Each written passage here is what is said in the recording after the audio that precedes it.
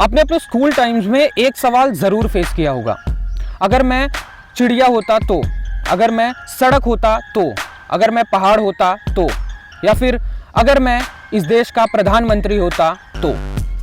School times में मैंने इस सवाल का एक बहुत ही सिंपल जवाब रखा था और नॉर्मल लोगों की तरह, जैसे अगर मैं इस देश का प्रधानमंत्री होता तो मैं रोड बनवाता, हॉस्पिटल्स बनवाता, लोगों के लिए अच्छे अच्छे काम करता। लेकिन जैसे जैसे मैं बड़ा हुआ इसकी रियलिटी कुछ और निकली और मेरी समझ बढ़ी। बातें असली मुद्दे पर, और यहाँ से सेगमेंट शुरू करते हैं कि अगर मैं इस देश का पीएम होता तो मैं क्या क्या काम करता। एज अ पीएम इस देश के लिए मेरे काफ़ी सारे प्लान्स हैं, लेकिन मेरा सबसे पहले काम होगा पीएम बनने के बाद इस देश का भरोसा जीतना, यानी जनता का भरोसा जीतना। अब हिंदुस्तान इतना बड़ा है, यहाँ की आबादी 150 करोड़ की है। ऐसे में मैं एक एक आदमी का भरोसा कैसे जीत सकता हूँ, इसके लिए मेरे अलग प्लान्स हैं।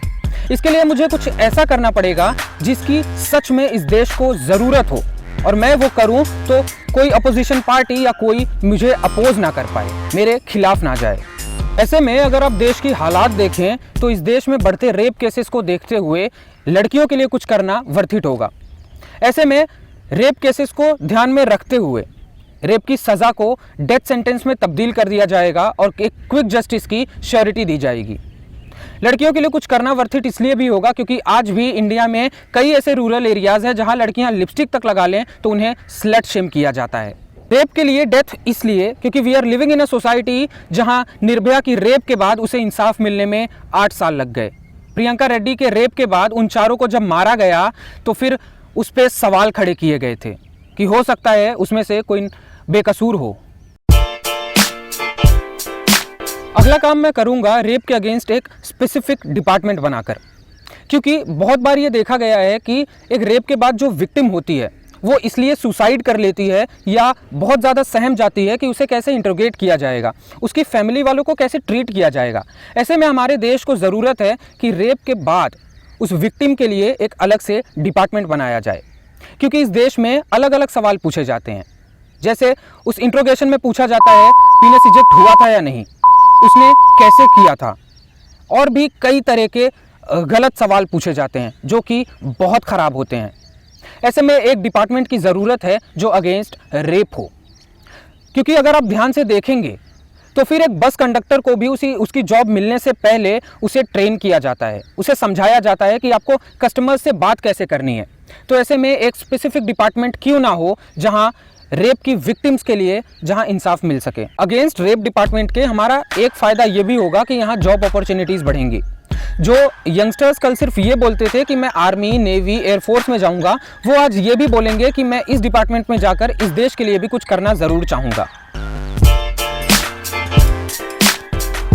अगला काम मैं करूंगा कि हर स्टेट से मैं 1-1 लाख आर्मी की वैकेंसीज निकालूंगा जो कि टेम्पररी होंगी, और उन्हें तुरंत ट्रेनिंग देना शुरू कर दूंगा।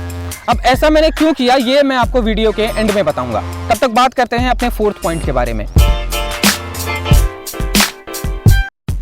चाइना, जापान, अमेरिका, ये कुछ ऐसे बड़े देश हैं जो हमेशा ही ओलंपिक्स में और बाकी चीज़ों में गोल्ड मेडल ले जाते हैं। इसका रीज़न ये है कि वहाँ पे 8-8 और 9-9 साल के बच्चों को ट्रेनिंग देनी शुरू कर दी जाती है, लेकिन हिंदुस्तान में ऐसा नहीं है। इवन तो अगर यहाँ बच्चा पढ़ना नहीं चाहता है तो भी उसे ज़बरदस्ती पढ़ाया जाता है, लेकिन उसे किसी चीज़ की तैयारी बिल्कुल नहीं कराई जाती है। ऐसे में मैं एज ए पीएम यही करना चाहूँगा कि अगर कोई बच्चा नहीं पढ़ना चाह रहा है तो आप उसे ओलंपिक्स की तैयारी में भेज दीजिए, जितना जल्दी हो सके उतना।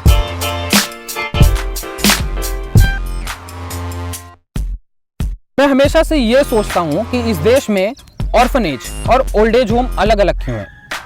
जैसे आप खुद ही सोचिए, इस देश में माँ बाप को बच्चों की ज़रूरत है और बच्चों को माँ बाप की, तो इन दोनों चीज़ों को मिला क्यों ना दिया जाए, इन दोनों चीज़ों को एक साथ क्यों ना कर दिया जाए।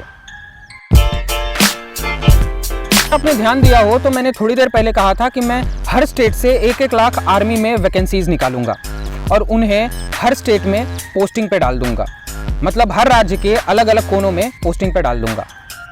और रातों रात एक न्यूज़ आएगी कि इस देश से कास्ट रिजर्वेशन यानी जाति आरक्षण हटा दी गई है। अब इस न्यूज़ के बाद इस देश में काफ़ी दंगे होने हैं, लेकिन उन दंगों का कोई मतलब नहीं होगा क्योंकि मैंने 1-1 लाख आर्मी के लोग वहाँ पे पोस्टिंग कर दी गई है।